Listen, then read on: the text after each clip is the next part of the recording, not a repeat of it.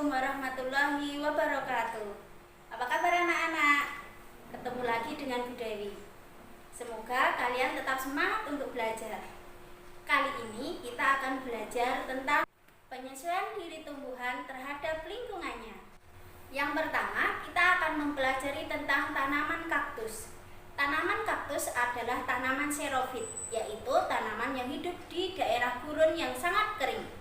Untuk menyesuaikan diri dengan lingkungannya, kaktus memiliki beberapa cara. Di antaranya, daun kaktus termodifikasi menjadi duri. Ini digunakan untuk mengurangi penguapan. Nah, karena tidak memiliki daun, maka batang kaktus berwarna hijau. Hal ini digunakan untuk berfotosintesis. Kaktus juga memiliki akar yang sangat panjang.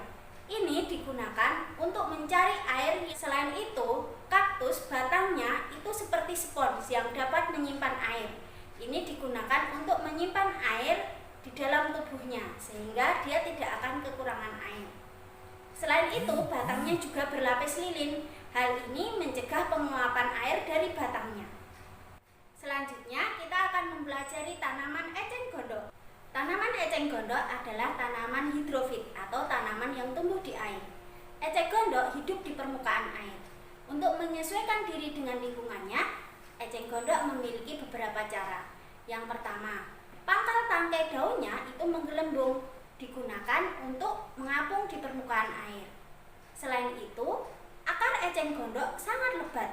Hal ini digunakan sebagai alat keseimbangan sehingga eceng gondok tidak mudah terendam di dalam air. Selain itu, daun eceng gondok sangat tipis dan lebar.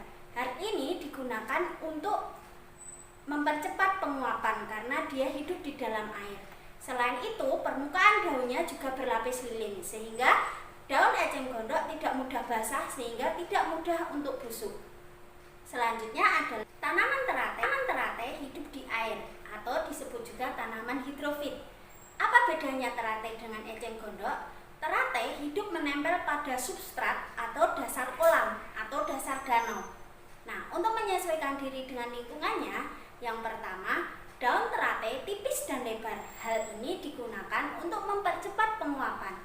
Selain itu, permukaan daunnya juga berlapis lilin atau berbulu halus. Ini untuk mencegah permukaan daun teratai menjadi basah sehingga mencegah menjadi busuk. Selain itu, tangkai daun dan akarnya itu berongga. Hal ini untuk digunakan menyalurkan udara dari daun ke dalam bagian-bagian tubuh yang lain sehingga tanaman teratai dapat hidup dengan baik. Selanjutnya adalah tanaman jeruk. Apakah anak-anak pernah memperhatikan tanaman jeruk? Nah, jeruk memiliki batang yang berduri. Hal ini digunakan untuk melindungi diri dari hewan atau makhluk lain yang dapat mengganggu tanaman jeruk. Anak-anak pernah makan jeruk nipis? Jeruk nipis berasa sangat kecut, bahkan sampai tua pun juga sangat kecut.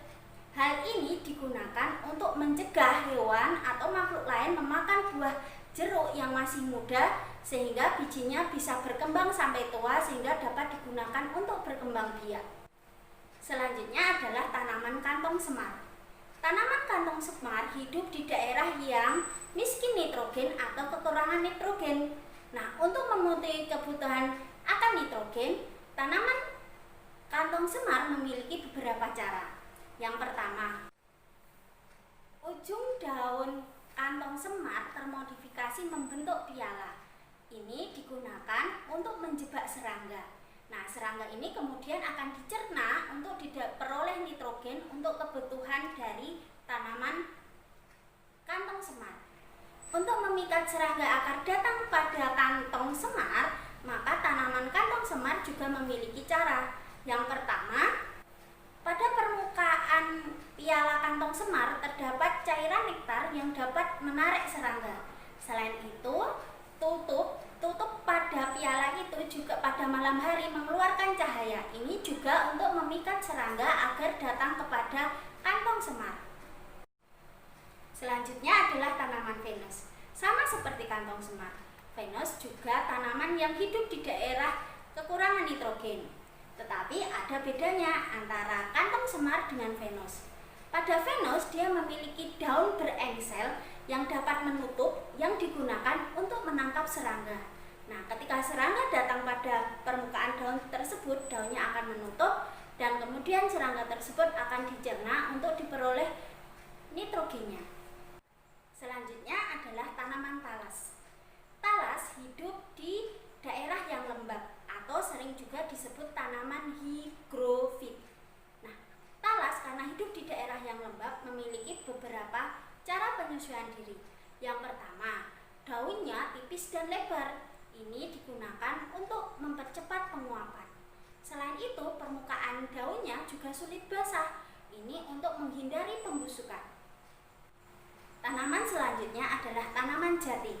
Tanaman jati hidup di daerah pegunungan kapur.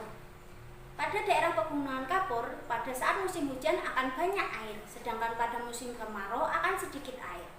Tanaman jati memiliki daun yang sangat lebar.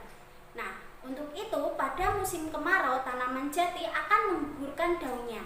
Hal ini untuk mengurangi penguapan sehingga tanaman jati tetap dapat bertahan hidup. Meskipun kelihatan mati, tetapi tanaman jati ini tidak mati. Karena pada musim penghujan, maka tanaman jati akan bertunas lagi. Selanjutnya adalah tanaman bakau.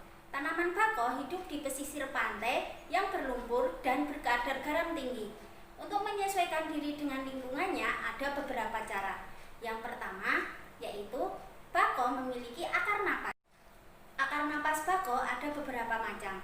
Ada akar pasak atau seperti jarum yang keluar ke permukaan tanah, kemudian ada akar dengkul yang naik kemudian turun lagi, dan juga ada akar tunjang. Akar-akar ini selain digunakan untuk bernapas, juga digunakan untuk mencegah tanaman bakau roboh di dalam lumpur. Selain itu, untuk menghadapi kadar garam yang tinggi, bakau memiliki beberapa cara. Yang pertama, ada beberapa tanaman yang akarnya tidak tertembus oleh garam, sehingga yang diserap oleh akar hanya air tawar meskipun di dalam air asin. Yang kedua, jika garam itu terserap oleh tumbuhan, maka garam yang berlebih ini akan dikeluarkan oleh kelenjar di bawah daun. Ada juga garam ini akan dikumpulkan pada daun yang tua dan akan dibuang bersamaan dengan gugurnya daun yang tua. Selain itu, daun pada tanaman bakau juga sedikit melakukan penguapan sehingga tanaman ini tidak kehilangan air tawar yang sangat banyak. Nah, mungkin itu dulu. Jika masih kurang, anak-anak bisa melihat dari buku-buku yang ada ataupun dari situs-situs internet yang terpercaya. Terima kasih. Wassalamualaikum warahmatullahi wabarakatuh.